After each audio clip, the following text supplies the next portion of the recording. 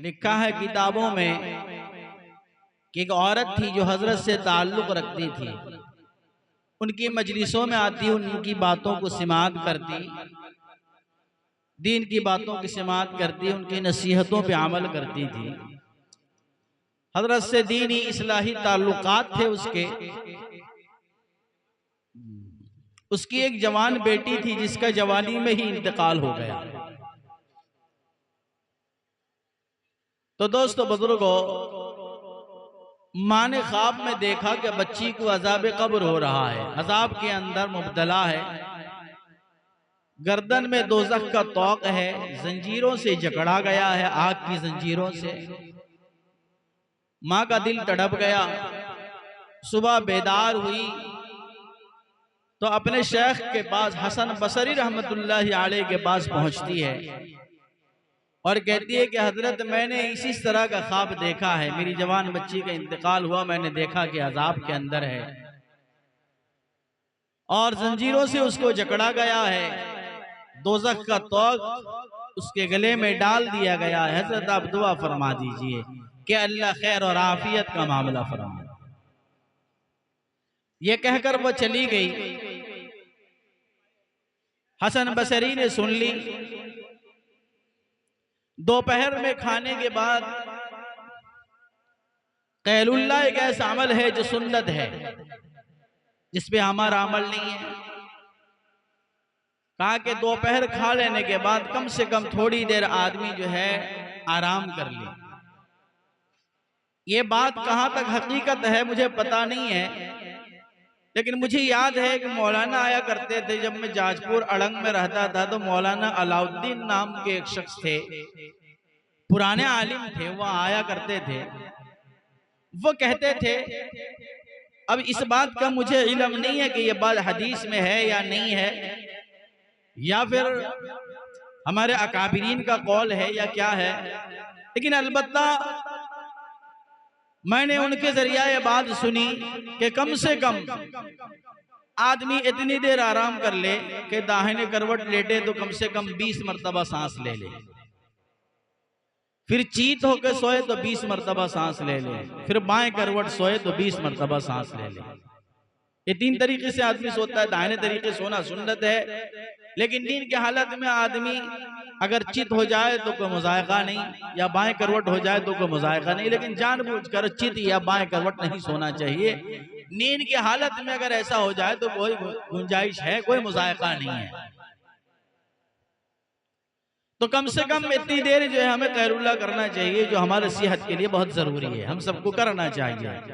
सुन्नत वो है जिस पे अमल दोस्तों बुजुर्गों हमारे सेहत के लिए बेहद जरूरी है। आजकल साइंस और टेक्नोलॉजी तरक्की कर रही है और हर मामले को रिसर्च करने के बाद वो बतला रही है। नहीं तो 1400 साल पहले अल्लाह के रसूल सल्लल्लाहु अलैहि वसल्लम ने बतला दिया है। तो सुन्नत जो है वो तुम्हारी हिफाजत करती है। कोई काम इंसान के, कोई सुन्नत ऐसा नहीं कि जो इंसान के तबीयत को नुकसान पहुंचाए। बंदा नमाज पढ़ता, हाथ बांधता, उसमें भी फवायद है, रुकू करता है, उसमें भी फायदे हैं सेहत के लिए। इसलिए नमाज को कहा गया कि नमाज क्या है, शिफा है, नमाज में शिफा है। बहरहाल दोस्तों बुजुर्गों, दोपहर का वक्त खाना खाकर हजरत कैलुल्लाह के लिए थोड़ी देर लेट गए तो गुनूदगी वाला नींद हजरत को आया और आंख लग गई। उतनी देर में हजरत हसन बसरी रहमतुल्लाह अलैह ख्वाब देखते हैं कि वही जवान लड़की जिसकी माँ आकर दुआ के लिए कह गई थी, वो जन्नत में टहल रही है, जन्नत का लिबास पहने हुए है। हजरत ने जब उस बच्ची को देखा जन्नत के अंदर, तो ख्वाब में उस बच्ची से हजरत ने सवाल किया कि तेरी माँ सुबह आके ये बतला गई कि तू दोज़ख के अंदर है और जंजीरों से तुझे जकड़ दिया गया है और दोज़ख का तौक तेरे गले में डाल दिया गया है, और मैं देख रहा हूं तू जन्नत में खेल रही है, कूद रही है, हंस रही है। तो वो जवान बच्ची कहती है कि कि हजरत मेरी माँ ने जो कहा था वो भी सच है और जो इस वक्त आप देख रहे हैं वो भी सच है। बात समझ में आती है? बच्ची क्या कहती है? मेरी माँ ने जो आपको इत्तला दी थी वो भी सच है और जो इस वक्त आप देख रहे हैं वो भी सही है और सच है। तो हजरत ने कहा कि बिटिया बात समझ में ना आई, क्या बात हुआ, क्या बात है, राज की वाज़े कर दे। तो लड़की कहती है हजरत से, कहा कि एक सालेह नौजवान, एक सालेह नौजवान, किताबों में जो लिखा है न ये जिक्र नहीं है कि लंबा कुर्ता पंजाबी दाढ़ी टोपी वाला था, कोई हाफिज था, कोई इमाम था, कोई कारी था, कोई आलिम था, कोई फाजिल था, कोई मुफ्ती था, नहीं, एक सालेह नौजवान जिसका दीन से ताल्लुक था, दीन से उसकी रिश्तेदारी थी, उसके दिल में ईमान की चिंगारियां भड़क रही थी, ईमान उसका बड़ा पुख्ता था। अभी हमने सुना होगा कि 2025 के मौके से लिबनान से एक बंदा जाता है, न उसकी दाढ़ी है, न मेरी तरह लंबा कुर्ता है, न लुंगी है, न पायजामा है, कुछ नहीं है, बुशर्ट वाला आदमी है, पैंट शर्ट वाला आदमी है। तो दोस्तों बुजुर्गों, लिबनान से वो हज करने के लिए जाने आ रहा था, तो ताखीर हुई, तो जो इस फ्लाइट में उसको जाना था ना, वो फ्लाइट निकल गई। मुमकिन है आप लोगों ने भी सुना हो, सोशल मीडिया में ये बात बहुत गर्दिश कर रही थी।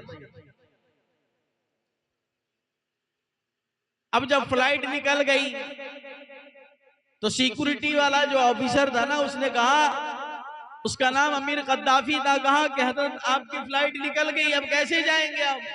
चले जाइए, फिर दूसरे दिन दूसरे फ्लाइट का इंतजाम कीजिए। उन्होंने कहा कि नहीं, मुझे तो अल्लाह के घर को जाना है, मुझे तो हज के लिए जाना है, अल्लाह के घर का दीदार करने जाना है, अल्लाह के यहाँ हाजिरी देने जाना है। खड़ा रहा। चंद मिनटों के बाद ये खबर आई कि वो फ्लाइट जो उड़ान कर चुका था, परवाज कर चुका था, टेक्निकल खराबी आने की वजह से वापस फिर वो जो है एयरपोर्ट के अंदर लैंड करता। तो सिक्योरिटी ऑफिसर ने पायलट से राब्ता किया, कहा कि हजरत जब आप वापस आ ही गए हैं तो अमीर कद्दाफी जो एक पैसेंजर छूट गया, उसके कागजी कार्रवाई होते होते लेट हो गई, तो फ्लाइट निकल गई थी, लिहाजा अब ऐसा कीजिए कि उस पैसेंजर को आप जब एयरपोर्ट आ ही गए हैं दोबारा, तो वापस ले जाइए उनको साथ में, वो अभी भी एयरपोर्ट में मौजूद है, जाने की ख्वाहिश रखते हैं। तब पायलट ने कहा कि नहीं, इस वक्त जो है फ्लाइट स्टार्ट में है, इंजन चालू है, मैं दरवाजा नहीं खोल सकता, टेक्निकल जो परेशानी है उसको इंजीनियर हजरात जो है चेक करेंगे, फिर मैं उड़ान ले लूंगा, मैं पैसेंजर को नहीं ले सकता, मना कर दिया उसने। दूसरी मर्तबा फिर उड़ान भरता है, दूसरी मर्तबा भी उड़ान भरने के बाद फिर टेक्निकल खराबी कुछ नजर आती है, तो वापस फिर लैंड करता है एयरपोर्ट के अंदर। तो दूसरी मर्तबा भी सिक्योरिटी ऑफिसर ने कहा कि आमिर कद्दाफी अभी मौजूद है, तड़प के साथ मौजूद है, आप उसको ले जाइए।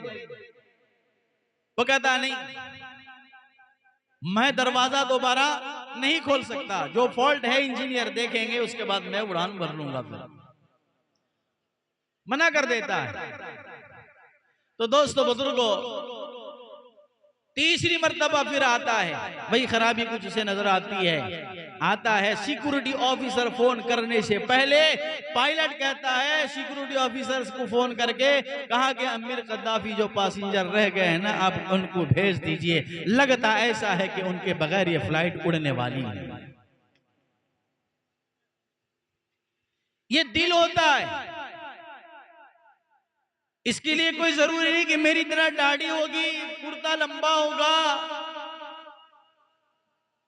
और बहुत शानदार टोपी होगी, नहीं, बाद ऐसे लोग होते हैं कि अल्लाह जिनको ईमान की ताकत इतना नवाजता है, जिनके लिए इस दौर में भी फ्लाइट 3-3 मरतबा वापस आकर उन्हें लेकर जाते हैं।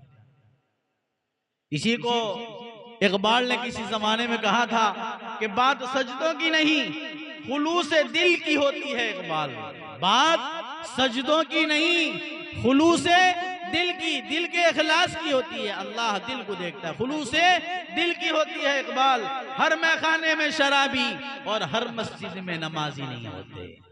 हर मैखाने में शराबी और हर मस्जिद में नमाजी नहीं होते। बाद नमाजी भी मस्जिद में फितना फैलाने के लिए जाते हैं, शरारती करने के लिए जाते हैं, और हर मैखाने में शराबी नहीं होते। एक वाकया इस तरह का दोस्तों बुजुर्गों का लिखा है किताबों के अंदर। एक बंदा था, रोजाना शराब खाने जाता था। उसकी बीवी मना करती थी लेकिन जा रहा था। कहा, और कोठे पे भी जाता था, वो रोजाना जाता था कोठे पे, रोजाना शराब खाने पे जाता था।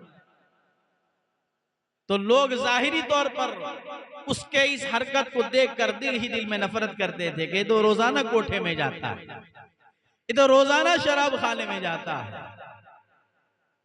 लोग नफरत करते थे उससे। घरवाली कहती थी कि हकीकत तो कुछ और है, लेकिन लोग नफरत कर रहे हैं। बिलाखिर हुआ ही ऐसा कि जब उसका इंतकाल हुआ, कोई एक ईमान वाला उसे देखने तक नहीं आया। तो सारे लोग नफरत करते थे।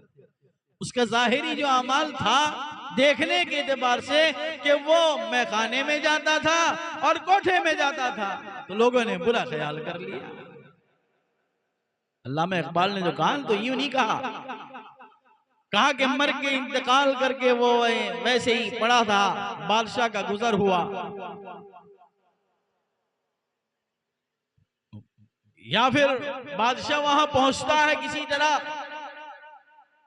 ख्वाब के जरिए उसे बतलाया जाता है कि मेरा नेक बंदा, मेरा फला बंदा इंतकाल हो गया है, जो मेरा दोस्त है, जो मेरा वली है, जो नेक है, जो साले है, जो मुत्तकी है, जो परहेजगार है, जाओ उसके नहलाने धुलाने का, कफनाने का और जनाजे का इंतजाम करो। वक्त का बादशाह खुद आता है, उसके तमाम तर इंतजाम को अंजाम देता है। फिर कसी तादाद में लोग आते हैं, जनाजा, बादशाह आ जाता है तो लोग आते हैं, जनाजा पढ़ते हैं। तो बादशाह घरवाली से, उसकी औरत से पूछता है कि क्या अमल इसका ऐसा था कि अल्लाह की तरफ से मुझे भेजा गया। कहा कि अमल उसका इस तरह था कि वह शराब की दुकान पे जाता था, शराब खरीद के लाता था, लेकिन पीता नहीं था। बात समझ रहे हैं? खरीद के लाता था और वो बोतल को नाली में बहा देता था और कहता था कि कम से कम आज मैंने जितना शराब खरीद लिया है उतने शराब पीने से लोग बच जाएंगे। पीता नहीं था वो, उसको जाय कर देता था। और कहा कि मैं कोठे में, बीवी ने कहा कोठा जरूर जाते थे वो, लेकिन बदकारी की नीयत से नहीं, बल्कि जाते थे रोजाना एक एक औरत को, लड़की को उसका पैसा देकर उसको आजाद कर देते थे और कहते थे कि आज अल्लाह ने जरिया बनाया कि एक औरत को मैंने गुनाह से बचा लिया। तो इसी को कहते हैं हर मैखाने में शराबी नहीं होता, हर मस्जिद में नमाजी नहीं होता। तो दोस्तों बुजुर्गों, मैं अर्ज कर रहा था, हसन बसरी ने नौजवान लड़की से सवाल किया तो उसने कहा कि हजरत माँ ने जो कहा वो भी सच है, जो देख रहे हैं आप वो भी सच है। कहा कि हुआ कैसे ये चमत्कार? कहा कि हजरत एक साले नौजवान, एक मुत्तकी और परहेजगार नौजवान, एक अल्लाह वाला नौजवान, अल्लाह पर ईमान रखने वाला, कलमा पढ़ने वाला, इस्लाम का मानने वाला, कुरान की तिलावत करने वाला, नबी पाक हुजूर मुहम्मदुर रसूलुल्लाह सल्लल्लाहु अलैहि वसल्लम से अकीदत और मोहब्बत रखने वाला, कहा कि वो कब्रिस्तान से गुजर रहा था जिस कब्रिस्तान में मुझे दफन किया गया था। जब वो गुजर रहा था, गुजरने से पहले तक मुझे अज़ाब कब्र हो रहा था, जंजीरों से मुझे जकड़ दिया गया था, दोज़ख का ताक मेरे गले में डाल दिया गया था। कहा कि हजरत जब वो नौजवान गुजरता है कब्रिस्तान में पहले सलाम करता है, अस्सलाम अलैकुम या अहलल क़ुबूर यग़फ़िरुल्लाहु लना व लकुम अंतुम सलफ़ुना व नहनु बिल अथर। सलाम करता है, उसके बाद वो दुरूद पढ़ना शुरू करता है। कहा कौन सा दुरूद? कहा कि दुरूद इब्राहिम, जो अफजल दुरूद है, जो आला दुरूद है, जिस दुरूद का पढ़ने का हुक्म अल्लाह के महबूब ने नमाज के अंदर हुक्म फरमाया। अल्लाहुम्मा सल्ली अला मुहम्मद व अला आलि मुहम्मद कमा सल्लैता अला इब्राहिम व अला आलि इब्राहिम इन्नका हमीदुम मजीद। अल्लाहुम्मा बारिक अला मुहम्मद व अला आलि मुहम्मद कमा बारकता अला इब्राहिम व अला आलि इब्राहिम इन्नका हमीदुम मजीद। कहा कि हजरत वो साले नौजवान ये दुरूद पढ़ता हुआ चला गया, कब्रिस्तान से गुजर गया, वो पढ़कर निकल गया। अल्लाह की रहमत जोश में आई, अल्लाह ने उस साले नौजवान के इस दुरूद पढ़ने को कबूल फरमा लिया। उसने पता नहीं किस दिल से पढ़ा था, किस अखलास के साथ पढ़ा था, किस दिलजोई के साथ उसने पढ़ा था, किस तरह अल्लाह से लो लगा के पढ़ा था, किस तरह नबी की मोहब्बत में पढ़ा था। अल्लाह की रहमत जोश में आती है और अल्लाह तबारक व तआला उस दुरूद पढ़ने की बरकत से अल्लाह ने मेरे अजाब को माफ कर दिया। जहन्नम से निकाल कर अल्लाह ने जन्नत में दाखिला फरमाया।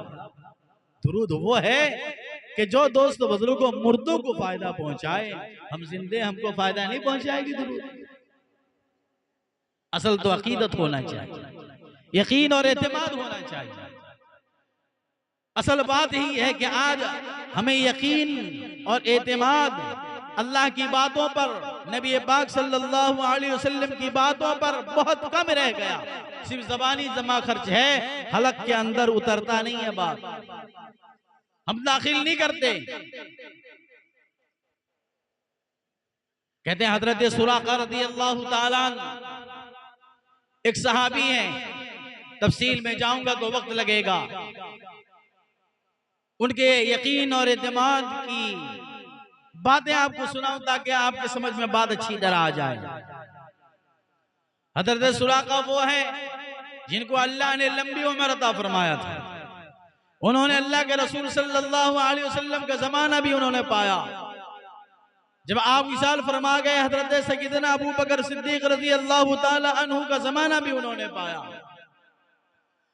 जब हजरत अबू बकर का विशाल हो गया तो हजरत उमर का भी जमाना उन्होंने पाया। लंबी उम्र अल्लाह ने अता फरमा दी। बीमार हो गए तो एक ही बात करे, सहाबा आते रहे, देखते रहे, माफी तलाफी करते रहे और जाते रहे, जिस तरह आज भी हम करते हैं कि अगर कोई मोहल्ले का मुरब्बी, कोई बड़ा, कोई आलिम, कोई बुजुर्ग अगर बीमार होता है और अल्लाह ने लंबी उम्र अता फरमा दी हो तो हम भी जाते हैं, मिलते हैं और माफी तलाफी कहते हैं कि भाई कुछ कहना सुनना हो गया हो तो अल्लाह के लिए माफ कर देना।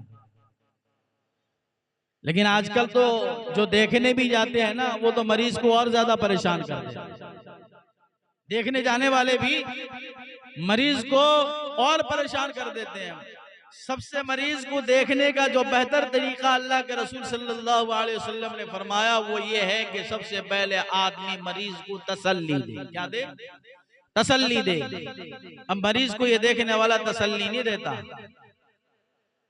बल्कि जब जाता देखने के लिए तो कहता हो मेरे दादा ऐसे बीमार थे, बस वो हफ्ता भर में चले गए। अब जो मरीज है ना बेचारा, वो और साइकोलॉजी के अंदर जो है मुब्तला हो जाता है, डिप्रेशन में चला जाता है। ये ऐसा क्या बोल रहा है, दादा इसके ही बीमारी में थे तो हफ्ता में निकल गए, मेरा क्या होगा? डिप्रेशन के अंदर चला जाता है। बल्कि ऐसा नहीं है, ये तरीका सही नहीं, बल्कि उनको तसल्ली दी जाए कि बीमारी भी अल्लाह का दिया हुआ नेमत है, सेहत भी अल्लाह का नेमत है, दोनों अल्लाह की नेमतें हैं। हम दुआ करते हैं कि अल्लाह आपको सेहत वाली नेमत अता फरमाए। अल्लाह चाहे तो कोई बड़ी बात नहीं है। कैसे कैसे जगहों से अल्लाह ने कैसे कैसे लोगों की हिफाजत की है। वो अल्लाह है कि जो 7 पत्थर के अंदर एक कीड़े को हरा घास उसका खुराक पहुंचा सकता, वही तो अल्लाह है। तो दोस्तों बुजुर्गों, और जब देखने जाए, कहते हैं मरीज को, जब बंदा को देखने जाता है ना, आजकल तो अगर मरीज को देखने जाते हैं तो अगर कोई गरीब बेचारा मरीज है तो लोग नहीं जाते, कोई फकीर है तो लोग नहीं जाते, कोई अमीर ज्यादा है, कोई चौधरी है, कोई सरदार है, कोई नामवर शख्सियत है तो उसके इयादत के लिए चले जाते हैं, लोग क्या सोचेंगे, गए नहीं। इयादत में भी तफरका है, इयादत में भी हमारा इंसाफ नहीं दोस्तों बुजुर्गों। अल्लाह के रसूल सल्लल्लाहु अलैहि वसल्लम की बातों पे अमल नहीं, बल्कि होना तो चाहिए कि मरीज कोई भी हो, चाहे वो अमीर हो चाहे गरीब हो, चाहे वो काला हो या गोरा हो, पढ़ा लिखा हो या अनपढ़ हो, मरीज मरीज है।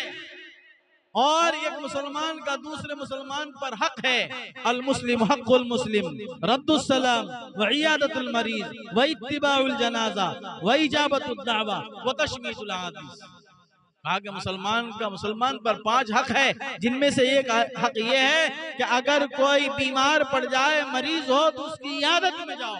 अगर कोई अल्लाह के लिए किसी मरीज की इयादत में जाता है, उसकी इयादत करता है, उसको तसल्ली देता है, और जो मसनून तरीका है, कहते हैं हदीस में आता है कि जब मरीज को देखने जाओ तो उसको तसल्ली दो और ये दुआ पढ़ो, अस्सलुल्लाहल अज़ीम रब्बल अर्शिल अज़ीम अन यशफियक। 3 अल्फाज हैं, अस्सलुल्लाहल अज़ीम रब्बल अर्शिल अज़ीम अन यशफियक। कहा कि इसको 7 मर्तबा पढ़ के उसको दम कर दो।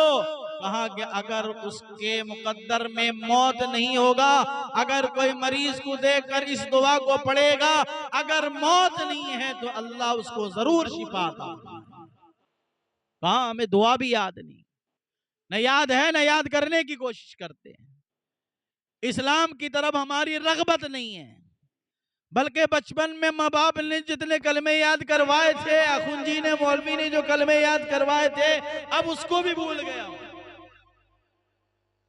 बाज मुरब्बी और गार्जियन तो ऐसे हैं कि उनके बच्चों को 6-6, 7-7 कलीमे याद हैं, तहियात दुरूशी दुआ मासूला कई सूरत याद हैं, लेकिन उसके बाप को दोस्तों बुजुर्गों न कलमे याद है न सूरत याद। तो मैं अर्ज कर रहा था, हजरत सुराका रज़ियल्लाहु ताला अन्हु को सहाबी गए, देखते आते जाते और माफी तलाफी करते रहते। इतने में हजरत उमर रज़ियल्लाहु ताला अन्हु भी तशरीफ ले आए। उमर कौन है? उमर बड़े जलील क़द्र सहाबी, और अल्लाह तबारक व तआला के महबूब ने आप अल्लाह से मांग लिया, दुआएं मांग, मुराद रसूल रसूलुल्लाह सल्लल्लाहु अलैहि वसल्लम की उमर मुराद है। आपने अल्लाह से मांग कर उमर को लिया, और उमर के कारनामे भी अजीब हैं। एक वाक़या जो कि मेरे बाद आप जिन बातें सुनेंगे अल्हम्दुलिल्लाह, हजरत मौलाना सैयद रहमान साहब बड़े बड़े मिसाल। और एक बात बताऊं, सैयद ज़्यादा इस वाक़ये से आप अंदाज़ कर ले सैयदों के मकाम मर्तबे को, और सैयद ज़्यादा और दोस्तों बुजुर्गों बाप आलिम दादा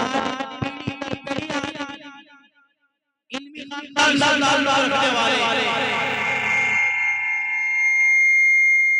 तो दोस्तों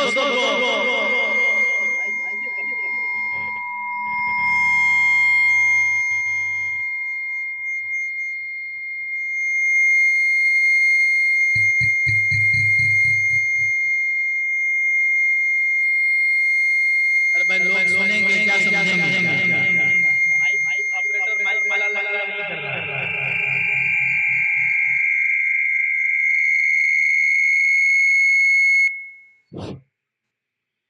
तो हजरत उमर की एक बात सुनाता चलूं। एक मर्तबा का वाकया है कि हजरत उमर रजी अल्लाह ताला और बड़े सहाबा आपस में बैठकर मीटिंग कर रहे थे, कुछ बातें कर रहे थे, और हजरत उमर के साहबजादे हजरत अब्दुल्ला को हजरत उमर ने बाहर बिठला दिया था। कहा कि बात बड़े कर रहे हैं, तुम बाहर बैठो। हजरत हुसैन आ गए, देखा तो अब्दुल्ला कौन है? हजरत उमर के कौन है? जरा बोलते रहिए, हजरत उमर के साहबजादे हैं, बेटे हैं अब्दुल्ला। हजरत हुसैन आ गए, देखा अब्दुल्ला बैठे हुए हैं कि क्या बात है यहां बैठे हो। कहा कि अब्बा जी बात कर रहे हैं, बड़े साहबा मौजूद हैं, अब्बा जी बात कर रहे हैं, मुझसे कहा कि तुम बाहर बैठो। तो हजरत हुसैन ने सोचा कि उमर ने जब अपने बेटे को अंदर आने से मना कर दिया तो मैं कैसे अंदर जाऊं, वो भी बाहर बैठ गए।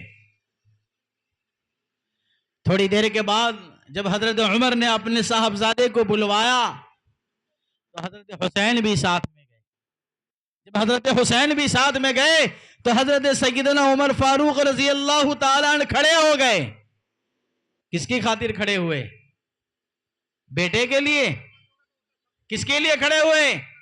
किसके अदब में, किसके एहतराम में खड़े हुए? बेटे के लिए नहीं, किसके लिए? हजरत हुसैन के लिए। सैयद ज़ादा है, नवासे रसूल सल्लल्लाहु अलैहि वसल्लम है। खड़े हो गए। कहा कि हुसैन आप कब आए?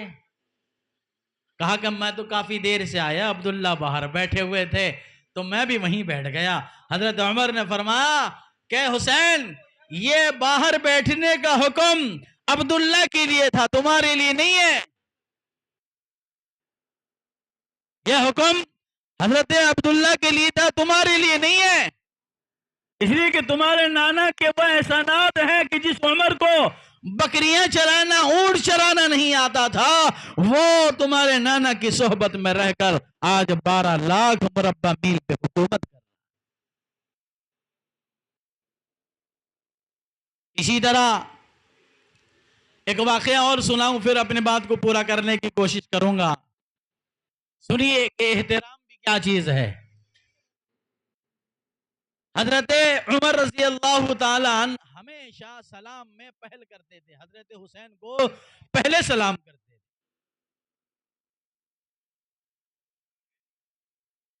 माइक बंदोबस्त करो, नहीं तो हटा दो, डिस्टर्ब हो रहा है इसमें। खैर आप लोग सुनिए मेरी बात को, बगैर माइक के भी मेरी आवाज पहुंच जाएगी। हमेशा कौन सलाम पहले थे?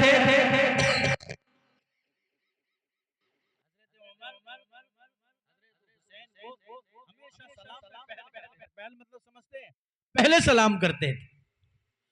तो हजरत हुसैन ने सोचा कि हमेशा उमर पहले सलाम करते हैं, एक दिन उन्होंने फैसला किया कि आज मैं उमर को सलाम करूंगा।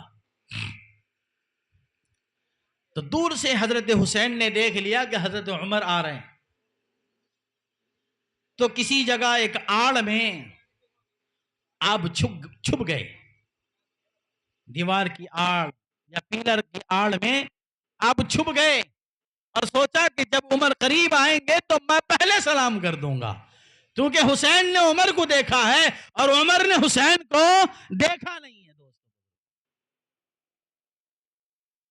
जब करीब आए हजरत उमर, करीब आते रहे, जहां छुपे थे हजरत हुसैन, वहां करीब आकर पहले ही हजरत उमर ने कहा अस्सलामु अलैकुम व रहमतुल्लाहि व बरकातुहू या हुसैन। सलाम किया तो हजरत हुसैन चौंक गए, वालेकुम अस्सलाम जवाब दिया। फिर उसके बाद कहा कि उमर, मैं आपको देख चुका था, आप मुझे देखे नहीं थे। मैं आज इस तलाश में था कि सलाम मैं करूंगा, आज सलाम आपको मैं करूंगा, लेकिन आपको कैसे पता लग गया कि मैं यहाँ छुपा हुआ? जवाब सैयद ज़ादे का कितना एहतराम है।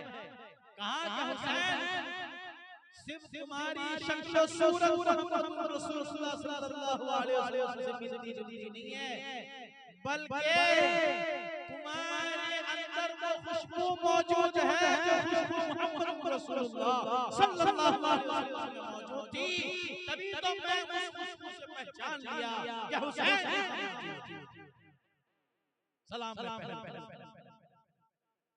तो दोस्तों हजरत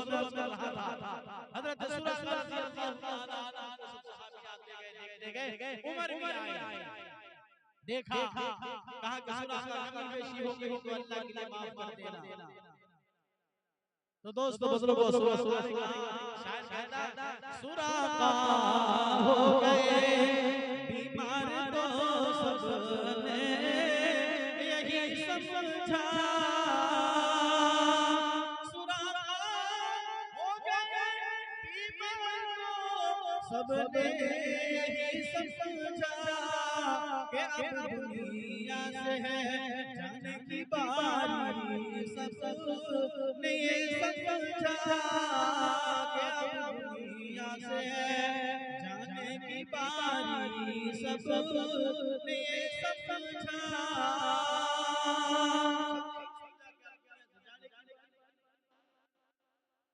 लेकिन हजरत सुराका जब उमर के अल्फाज सुने तो खान खड़े हो गए। हजरत सुराका रज़ियल्लाहु ताला अन्हु सय्यदना उमर फारूक रज़ियल्लाहु ताला अन्हु से कहा, क्या उमर कान खोल कर सुन लो। सुराका ने कहा, है उमर, सुराका ने कहा, हजरत अभी मैं मर नहीं सकता,